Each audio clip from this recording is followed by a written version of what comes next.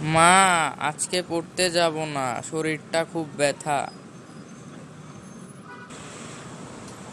যে জ্বর উঠেছিল 104 জ্বর, খারাপ তো লাগবেই। জ্বরের পরে শরীর ব্যথা হয়। এখন তো আবার সামনে পরীক্ষা।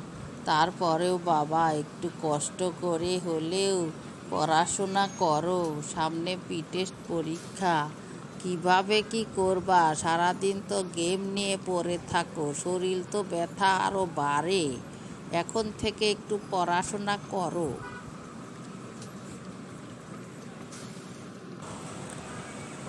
তা না হয় করব, কিন্তু এখন আমি পড়তে যেতে পারবো না, আমার খুবই খারাপ লাগছে।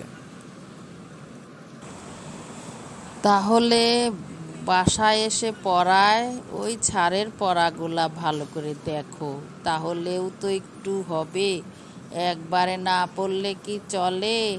শরীরের উপর যা চালাবা তাই চলবে। শরীর যদি আরামে দাও আরামই থাকবে, একটু কষ্ট করতেই হবে। আচ্ছা, তাহলে বাসার ছাড়ের পড়াগুলোই না হয় পড়ি।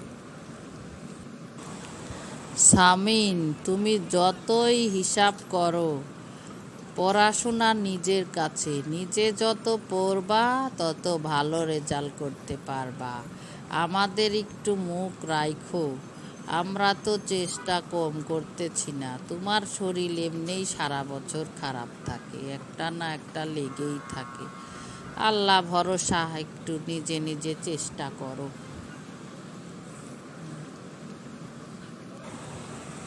ইনশাল্লাহ, তাহলে সুস্থ হয়ে গেলে পড়বো।